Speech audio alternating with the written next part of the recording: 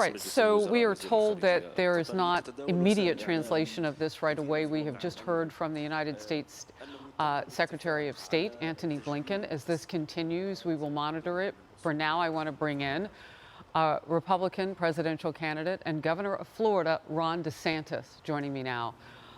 Governor, thank you for being with me. I first of all just want to get your reaction to what you just heard from the Secretary of State.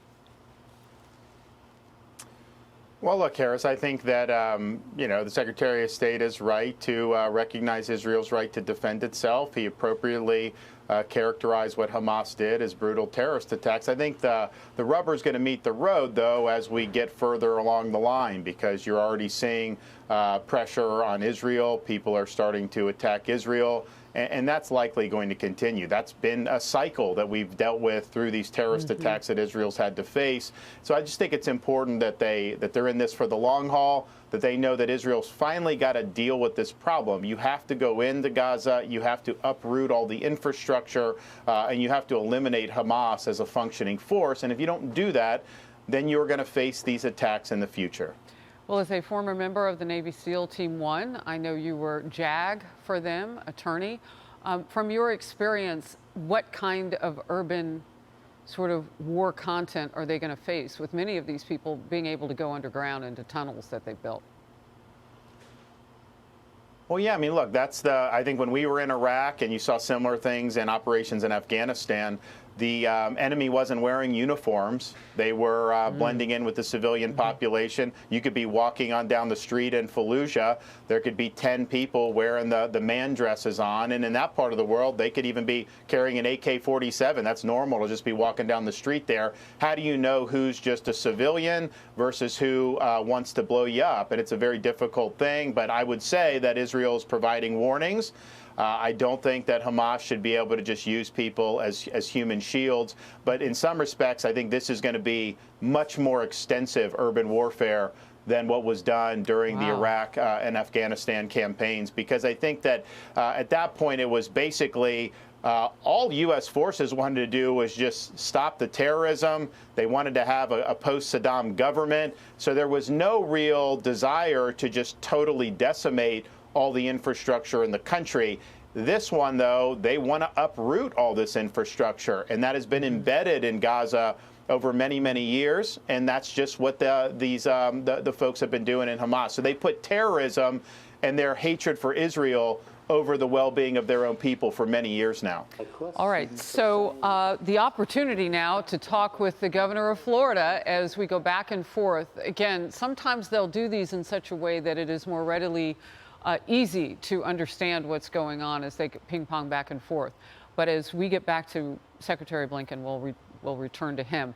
Governor DeSantis, thank you for staying with me. I so want to hear about basically what you learned that got you to the point where you said, my state's sending flights now to Israel. Well, Harris, people weren't able to get out, and you heard that, and then the administration finally yesterday said we can maybe fly you to Europe and just dump you there, but people want to come back to the United States. And so our state of Florida, we've got really strong ties with Israel. We have the second largest Israeli-American population. We have a strong Jewish population, but we also have a lot of folks who visit Israel as part of their church congregations, and there's people that are on trips there. So there are definitely hundreds of Floridians who are stranded there. We don't want to just sit and wait. I don't want to see them dumped in Europe. I want to bring them back to the state of Florida. So we have planes ready. We're working with the Israeli government now to be able to land those in Israel and then take people back to the safety and security of the state of Florida. So look, we deal with crises in Florida all the time. We deal with hurricanes. We deal with other things. This is just something that we do. We're ready, and I think we're going to be in a situation where we'll be working with the Israeli leadership to get it done. Let's drill down on the details for people who can watch and listen all over the world. Of course, right now we're in Holy Sabbath. It is Friday after dark there. So the usage of technology might only be among the military members. Trey Yingst and I were talking about that earlier. I mean, there is a lid on all of that until sundown on Saturday each week for Sabbath.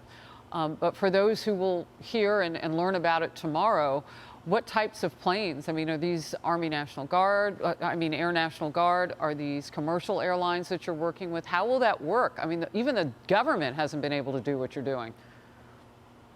Well, it's a variety, and we have different vendors, and we contract with different people. It's also the case that Israel may limit the size of the plane that can go into Ben Gurion Airport, so you may have to do a short flight out of the country and then get people on the bigger plane. So we're working through all those details, but and we wanted to get a flight lifted off prior to Shabbat, so the Sabbath. We didn't do it, but we also know there are people there from Florida who are not Jewish at all, who don't observe the Sabbath, and so if we're able to do something over the next 24 hours while they're in Sabbath, we can take some of those people who are willing to travel, but we definitely think sundown on Saturday night, we anticipate seeing a lot more. So if the planes are ready by then, you're going to see a lot of people be able to be brought back, hopefully relatively quickly. So, but we have all hands on deck on this. It's important. This is a once-in-a-generation type of thing. And so for the state of Florida to step up, honestly, it's kind of the least we can do. For those people who are there now, are you able to communicate with people? Are they able to communicate with you? How will you know who you're picking up and all of that? I'm just, right now we're in a lull with Israel, and they haven't had a ground invasion yet. I would imagine that the need to get out of the country will change.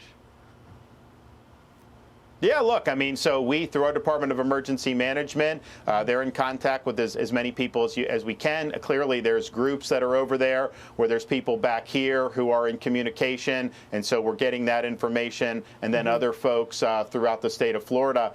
There's so many connections.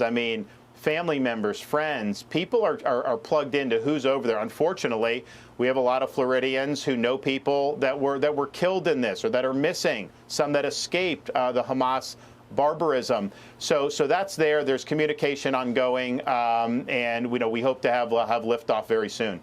Governor Ron DeSantis of the great state of Florida, making a difference in Israel as you get that mission started. Appreciate your time and telling us about that and being with me for the breaking news. Thank you.